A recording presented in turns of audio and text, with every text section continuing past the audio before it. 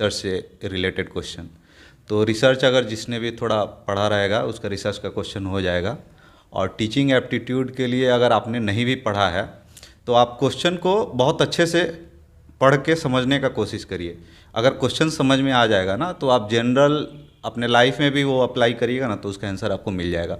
और option choose करने के लिए 4 ऑप्शन होता है या 5 ऑप्शन होता है, तो उसमें से ऑड वन आउट का ये नियम होता है जिसमें से एक हटाना रहता है।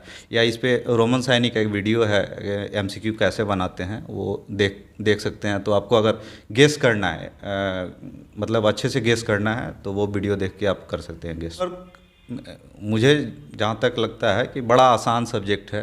आप अगर अच्छी तरीके से क्लास कर रहे हैं तो आपको समझ में आ जाएगी, ठीक है। और अच्छा मार्क्स ऑब्टेन करने के लिए आपको रिसर्च एप्टीट्यूड वो रिसर्च पे अच्छा सा कमांड आपको बनाना होगा। उसके लिए रंजीत कुमार का बुक है, वो पढ़ सकते हैं बेसिक के लिए।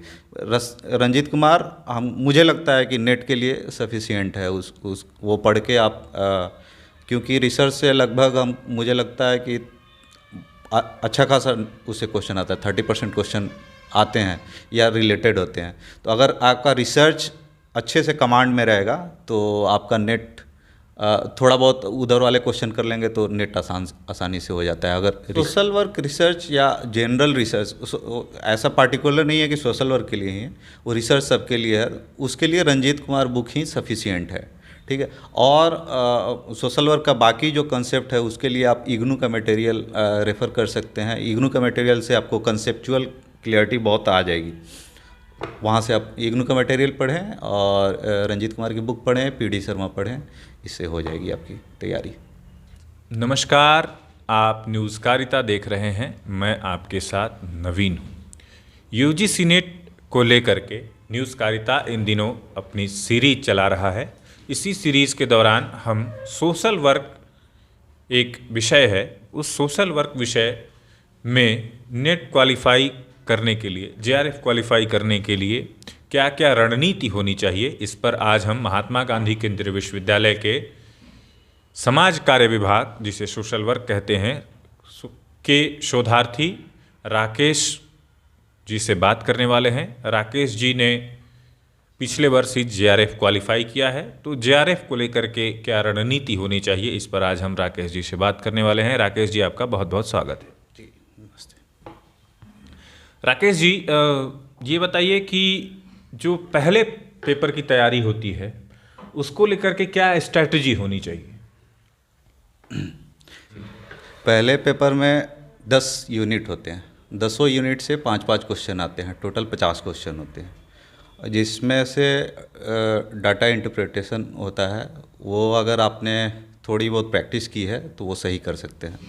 कुछ डाटा इंटरप्रिटेशन का क्वेश्चन हो गया, कंप्रीहेंशन का क्वेश्चन हो गया, ये सारे क्वेश्चन हैं। कुछ क्वेश्चन हैं जो आपको श्योर सर्टेन सही करना है। अगर आपकी वो गलत होती है तो और लोगों से आप उसमें पीछे हो जाएंगे, तो वो सारी क्वेश्चन आपको सही करनी ही है। मैथ वाले क्वेश्चन हो गए, कंप्रीहेंशन का क्वेश्चन हो गया, रहा उसमें बाकी रहता है टीचिंग एप्टीट्यूड और रिसर्च से रिलेटेड क्वेश्चन। तो रिसर्च अगर जिसने भी थोड़ा पढ़ा रहेगा उसका रिसर्च का क्वेश्चन हो जाएगा। और टीचिंग एप्टीट्यूड के लिए अगर आपने नहीं भी पढ़ा है तो आप क्वेश्चन को बहुत अच्छे से पढ़ के समझने का कोशिश करिए। अगर क्वेश्चन समझ में आ जाएगा ना तो आप जनरल अपने लाइफ में भी वो अप्लाई करिएगा ना तो उसका आंसर आपको मिल जाएगा। और ऑप्शन चूज करने के लिए 4 ऑप्शन होता है या 5 ऑप्शन होता है, तो उसमें से ऑड वन आउट का ये नियम होता है जिसमें से एक हटाना रहता है। या इस पे रोमन साइनी का एक वीडियो है, एमसीक्यू कैसे बनाते हैं, वो देख सकते हैं। तो आपको अगर गेस करना है मतलब अच्छे से गेस करना है तो वो वीडियो देख के आप कर सकते हैं गेस। यही तरीका है जी। पेपर 1 को लेकर के विशेष तौर पर, चूँकि उसमें 50 प्रश्न होते हैं, तो उसको लेकर के जो विशेष तैयारी की जानी चाहिए, और ख़ासकर जो अंतिम दिनों में अगर तैयारी करें, जैसे मान लीजिए परीक्षा को लेकर के 10 दिन शेष हो, 15 दिन शेष हो, 20 दिन शेष हो या हफ्ते भर शेष हो, तो उसको लेकर के पहले पेपर पर क्या विशेष ध्यान दिया जाना चाहिए, किन किन विषयों पर? पहले पेपर में जैसे मैंने पहले ही बताया कि रिसर्च एप्टीट्यूड है। अगर आपको रिसर्च समझ में आता है तो आपको ज़्यादा रिवाइज करने की ज़रूरत नहीं है। ठीक है, मुझे जैसा लगता है मैथ अगर पहले से आता है तो रिवाइज करने की ज़रूरत नहीं है। कंप्रीहेंशन आपको आ रही है तो रिवाइज करने की ज़रूरत नहीं है। ठीक है, तो रिवाइज करने में वो टीचिंग एप्टीट्यूड अगर पिछले साल का क्वेश्चन आप देख सकते हैं तो देख लीजिए, और रिसर्च का थोड़ा बहुत देख लीजिए। ये दो चीज़ पहले पेपर के लिए होता है जो आप रिवाइज कर सकते हैं। बाकी अगर आपकी तैयारी होगी तो आप बना लेंगे सही, यही चीज़ है। राकेश जी, अगर आपके विषय के बारे में बात करूं तो एक शब्द ऐसा समानार्थी लगता है कि सोशियोलॉजी और सोशल वर्क, तो इन दोनों में क्या डिफरेंसेस हैं? सोशियोलॉजी ज़्यादा थ्योरी पे बेस्ड होता है, और सोशल वर्क में भी कुछ थ्योरी हैं, लेकिन इसमें मेथड्स पे ज़्यादा 6 मेथड्स होते हैं, और उसी 6 मेथड्स पे क्वेश्चन आते हैं। और आपको हिस्ट्री फिलॉसफी जो भी उसका सिलेबस है सेकेंड पेपर का, उस पे आधारित क्वेश्चन होते हैं। लेकिन सोशलॉजी अलग है, वो उसमें ज़्यादा आपको थिंकर के बारे में ज़्यादा पूछना रहेगा, और इसमें आपका फैक्चुअल क्वेश्चन ज़्यादा होंगे, उससे रिलेटेड क्वेश्चन ज़्यादा होंगे। सोशल वर्क को लेकर के जो विद्यार्थी होता है तो अपनी मतलब ज़्यादा स्कोर कर पाए वो अपने विषय में, उसको लेकर के वो क्या रणनीति है, कौन कौन से ऐसे यूनिट हैं जिसमें वो फोकस करे तो उसको ज़्यादा मार्क्स मिल सकते हैं? ठीक है, सोशल वर्क मुझे जहाँ तक लगता है कि बड़ा आसान सब्जेक्ट है। आप अगर अच्छी तरीके से क्लास कर रहे हैं तो आपको समझ में आ जाएगी। ठीक है, और अच्छा मार्क्स ऑब्टेन करने के लिए आपको रिसर्च एप्टीट्यूड, वो रिसर्च पे अच्छा सा कमांड आपको बनाना होगा। उसके लिए रंजीत कुमार का बुक है, वो पढ़ सकते हैं बेसिक के लिए। रंजीत कुमार मुझे लगता है कि नेट के लिए सफिशिएंट है। वो पढ़ के आप क्योंकि रिसर्च से लगभग मुझे लगता है कि अच्छा खासा उससे क्वेश्चन आता है, 30% क्वेश्चन आते हैं या रिलेटेड होते हैं। तो अगर आपका रिसर्च अच्छे से कमांड में रहेगा तो आपका नेट थोड़ा बहुत उधर वाले क्वेश्चन कर लेंगे तो नेट आसानी से हो जाता है, अगर रिसर्च पे आपका कमांड है तो। आप सोशल वर्क रिसर्च की बात कर रहे हैं तो उसको लेकर के कोई पर्टिकुलर क्या चैनल उपलब्ध है या कोई वेबसाइट ऐसा उपलब्ध है? जैसे आपने रंजीत कुमार के पुस्तक की चर्चा की, तो क्या और भी कोई इंटरनेट पर कुछ ऐसे कंटेंट उपलब्ध हैं जिसमें सोशल वर्क रिसर्च के बारे में कुछ क्लियर जानकारी मिल सके?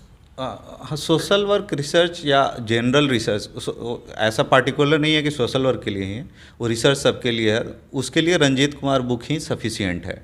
ठीक है, और सोशल वर्क का बाकी जो कंसेप्ट है उसके लिए आप इग्नू का मटेरियल रेफ़र कर सकते हैं। इग्नू का मटेरियल से आपको कंसेप्चुअल क्लियरिटी बहुत आ जाएगी।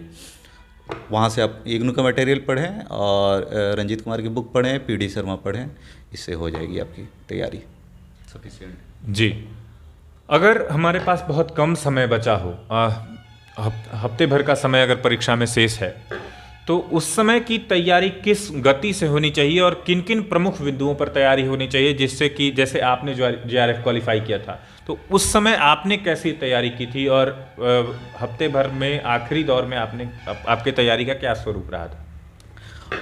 लास्ट समय में आपको अगर आपने नोट्स बनाए हैं तो नोट्स को एक बार रिवीजन कर लेना चाहिए। उसके अलावा प्रीवियस ईयर क्वेश्चन आपको देखना चाहिए, पैटर्न मिलाना चाहिए कि ये क्वेश्चन आ रहा है, उसका 4 ऑप्शन है तो थोड़ा थोड़ा चारों ऑप्शन के बारे में आपको पता है कि नहीं, क्योंकि ज़रूरी नहीं कि वही क्वेश्चन आएगा। वो जो ऑप्शन रहता है सेकंड ऑप्शन, उसके आधार पे भी क्वेश्चन जनरेट हो सकता है, तो चारों ऑप्शन के बारे में थोड़ा जानकारी रख लेना चाहिए। और उसके अलावा सोशल वर्क में बहुत सारे फैक्चुअल क्वेश्चन भी आते हैं जो ईयर पे बेस्ड होते हैं, पब्लिशर पे बेस्ड होते हैं, इस तरह के क्वेश्चन, या एक्ट पे बेस्ड होते हैं। ये सारे क्वेश्चन बहुत बार रिपीट भी करते हैं, बहुत बार नए भी आते हैं। तो ये सारे क्वेश्चन अगर आप प्रीवियस ईयर क्वेश्चन करोगे तो आपको आइडिया हो जाएगा कि किधर से कहाँ से क्वेश्चन आ रहे हैं, उस पे ज़्यादा फोकस करके आप कर सकते हो। ये हमारे साथ राकेश जी थे, समाज कार्य विभाग के शोधार्थी हैं, और UGC नेट की तैयारी को लेकर के क्या रणनीति होनी चाहिए, चूँकि इन्होंने पिछले वर्ष ही JRF क्वालिफाई किया है, तो स्ट्रेटजी पर बात की और रणनीति के हिसाब से अपनी तैयारी अंतिम दिनों में कैसी होनी चाहिए, और राकेश जी ने अपनी तैयारी बताई है। आप न्यूज़कारिता देख रहे हैं। यूजीसी नेट से जुड़े हुए विषयों के लिए न्यूज़कारिता निरंतर आपके साथ वीडियो लेकर आ रहा है। ये हमारी एक सीरीज़ है। इस सीरीज़ में आपको बहुत सारे आगे भी अलग अलग विषयों से जुड़े हुए और पेपर फर्स्ट से जुड़े हुए वीडियोज़ मिलेंगे। राकेश जी, आपका बहुत बहुत धन्यवाद। धन्यवाद।